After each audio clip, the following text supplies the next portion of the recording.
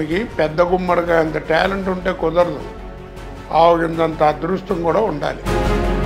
నాకంటే మహానటులు ఎంతమంది లేరు, వాళ్ళ అదృష్టం లేదు. నాకు ఆవగింత కలిసి వచ్చింది, నాకు రెండు కలిసి వచ్చినాడే కోట శ్రీనివాసరావు, ఎందుకంటే ఏం లేదు, గొప్పవాడిని ఏం కాదు. మీకుండే సంస్కారంతో వినయంగా మీరు చెప్పారు, అది కాదనిలేము. ఒక్కొక్క తరంలో ఒక్కొక్క మహానటులు ఉంటారు. మీరు ఈ తరంలో ప్రేక్షకుల దృష్టిలో, మా అందరి దృష్టిలో మీరు గొప్ప నటులు. మళ్ళీ మంచి నటులు అనండి, గొప్ప ఏముంది దాంట్లో. మీరు అనుకోవటం తప్పలేదు అందులో, అది మీ వినయం. ఏదైనా కానీ ఎవరైనా, మీరైనా నేనైనా ఏదైనా, ఇప్పుడు గొప్ప అన్న, మహా అన్న, మంచి అన్న ఆల్మోస్ట్ ఒకటి. పోయిన వాళ్ళ గురించి మాట్లాడచ్చు కానీ. అవును. మీ కుటుంబంలో గతంలో ఎవరైనా నటులు ఉన్నారు సార్ మీ ఇంటి వాతావరణంలో? డైరెక్ట్గా విషయం చెప్పాలంటే నాకు మా తమ్ముడు శంకరం మీకు తెలిసే ఉంటుంది. అవును. మా ఇద్దరికి కూడా ప్రథమ గురువు నటనకి మా అన్నగారండి, కోట నరసింహారావు. నరసింహారావు గారు, ఆయన దగ్గరే నేర్చుకున్నాం. మామూలుగా మీరు మీ దేశరాజు వారి గురించి చెప్తుంటారు మీరు జనరల్గా, దేశరాజు వారి గురించి. దేశరాజు అంటే మా గురువు గారండి. ఈ నాటకాల్లో విద్య నేర్పిన మహానుభావుల్లో ఆయన ఒకడు, ఆయన మూడోవాడు. మా అన్నయ్య గారు తర్వాత భావనాచారి గారని, రోహిణి కుమార్ అని ఆయనకి పెన్ నేమ్, ఆయన నక్షత్రం రోహిణి, అందుకని రోహిణి కుమార్ అని పెట్టుకున్నారు. ఆయన పేరు అసలు ఒరిజినల్గా భావనాచార్య. చాలా గొప్ప నటుడండి.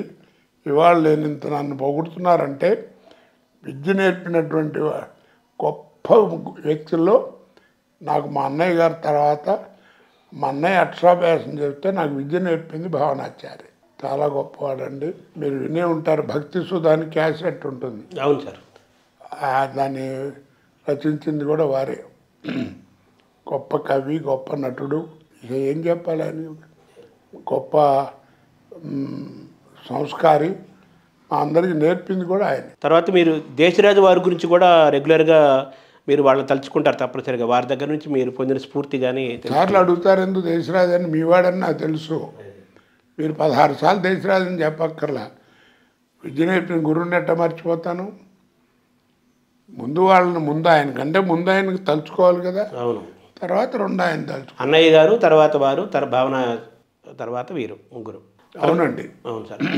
మీరు మామూలుగా మీ కంకిపాడు వాతావరణంలో ఈ నాటకాలు, దేశరాజు హనుమంతరావు గారు విద్య నేర్పిన గొప్ప డైరెక్టర్ అండి.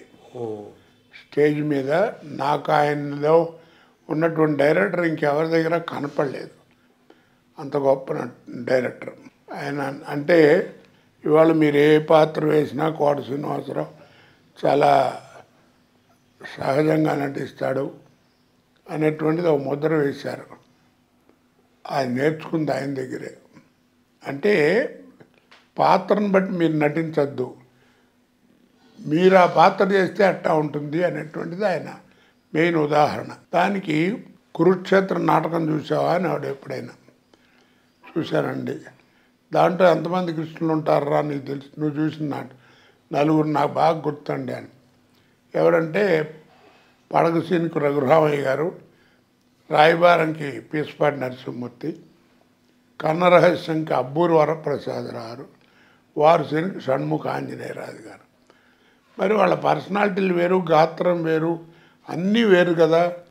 హార్మనీ, వాళ్ళ శృతి, వాళ్ళు పాడేది, అసలు వాళ్ళ పర్సనాలిటీలు, వాళ్ళ బిహేవియర్ అంతా వేరు కదా. మరి అందరికీ వన్స్ మోర్ ఎందుకు కొట్టేవారు? వాళ్ళు పాడినా వన్స్ మోర్ కొట్టేవారు, వీడు పాడినా వన్స్ మోర్ కొట్టారు. ఏమిటి దాంట్లో విశేషం అంటే ఆయన చెప్పేవారు, you must arrest the auditorium with your performance. నువ్వు చూడటానికి వచ్చినటువంటి వాళ్ళని నీ పెర్ఫార్మెన్స్, నీ నటన వల్ల ఆదుకోవాలిగా, ఆవర్చుకోవాలి, కానీ మీరు సరదాగా కబుర్లు చెప్పి కాదు. అందుకని అందరికీ వన్స్ మోర్ కొట్టేవారు. వాళ్ళ యొక్క పెర్ఫార్మెన్స్ అలా ఉండేది. రఘురామయ్య గారు అదొక గమ్మత్తు, గొప్ప గాయకుడు, సినిమాల్లో యాక్ట్ చేశారు, ఆయన అన్నీ చేశారు, పెద్ద మహానుభావుడు. ఆయన పడక సీన్ చేసేవాడు. రాయబారం పీసపాటి నరసింహమూర్తి గారు. అంతా తెలుగు భాష ఆయన నోటముడు ఉట్టి పడుతూ ఉంటుంది. అలాగా అబ్బూరు వరప్రసాద్ కర్ణరహస్యం, షణ్ముఖ ఆంజనేయరాజు గారు వారసీలు 1 గంట ఆ ప్రాంతాల్లో వచ్చేవాడు తెల్లారుజామున. తెల్లవార్లు పాడుతూనే ఉండేవాడు, పద్యానికి 1 స్కోర్ కొడుతుంటారు, ఆయన పాడుతూనే ఉండేవాడు. తెల్లారుజామున 5:30 అయ్యేది, చీకటి వెలుగు వస్తోంది అనుకున్నాగా నాటకం అయిపోయేది. అంత గొప్ప అనుభవాలు. అలాంటి వాళ్ళకి నటించినటువంటి ఆ ఫీల్డ్లో నేను కూడా నటించడం అనేది నా అదృష్టం. సార్, మీరు ఇప్పుడు చెప్పిన పేర్లన్నీ కూడా పౌరాణిక నాటక రంగంలో చాలా సుప్రసిద్ధులై పౌరాణిక నాటకాలకి గొప్ప ఖ్యాతిని, గొప్ప ఆకర్షణ తీసుకొచ్చిన మహనీయులు, మహానటులు. అయితే మీరు ఎక్కువగా కూడా సాంఘికం వైపే మీ ప్రస్థానం మొదలైంది కదా.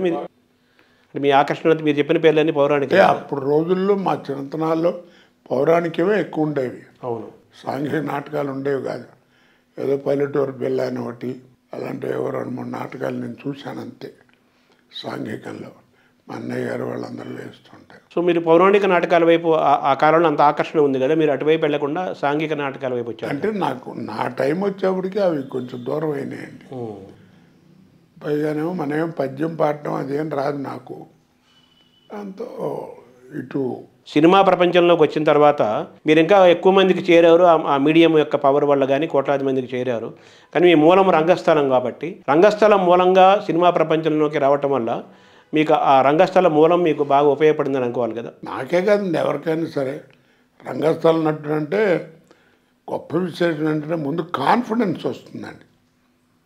ఎంత డైలాగ్ అని చెప్పగలగడం, అవతల ఎవరితో యాక్ట్ చేస్తున్నావు అనేటువంటి భయం లేకపోవడం. సపోజ్ నేను అమితాబ్ బచ్చన్ గారితో సర్కార్ అన్న ఒక సినిమా చేశాను. మరి ఆయన అంత పేరున్నటువంటి మహానుభావుడు, ఎంత గొప్ప నటుడు, ప్రపంచ ఖ్యాతిగాంచాడు. ఆయనతో మరి యాక్ట్ చేసేప్పుడు నేనేం ఫీల్ అవ్వలేదు. రామ్ గోపాల్ వర్మ గారు వాళ్ళందరూ కూడా ఆశ్చర్యపోయి, ఏమయ్యా ఫస్ట్ షాట్ అంతేనా ఆయన అమితాబ్ బచ్చన్ గారే అడిగారు, రాము వెరీ గుడ్ చాయిస్ అని నన్ను అడిగారు. Are you from stage mister అన్నాడు. Yes sir, I'm from stage for 28 years I'm, that potentiality I'm seeing you అన్నాడు ఆయన. అలాగే అంతలోకి వాళ్ళ అబ్బాయి అక్కడ ఉన్నాడు, Abhishek Bachchan.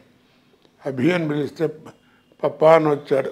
Is mister Srinivasarao from Hyderabad, it's a great opportunity for you to act with him అన్నాడు ఆయన. చూడండి, అంటే స్టేజ్ అంటే ఎంత గొప్పదో, ఎంత పేరు తెచ్చిపెడుతుందో. అంటే మీరు ఆ రంగస్థలం అనేది అది పునాదులుగా వచ్చిన వాళ్ళు కాబట్టి అలవోకగా ఎదురుగా ఎవరున్నా కానీ చేయగలగటం, ఎటువంటి సన్నివేశానైనా పండించగలగటం, ఆ పాత్రలో లీనం అవ్వటం వల్ల అమితాబ్ బచ్చన్ లాంటి ఒక టాప్ ఇండియన్లో టాప్ స్టారు రంగస్థలం యొక్క స్టేజ్ గారు, అవును, అలాగే మమ్ముటి గారు అందరితో.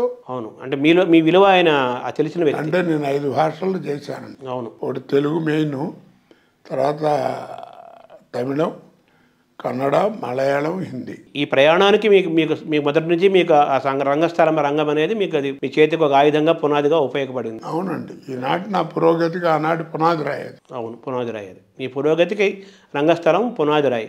అందుకే అమితాబ్ అంతగా ఆనందపడి అందరితో ఆగకుండా వాళ్ళ అబ్బాయి అభిషేక్ కూడా చెప్పటం,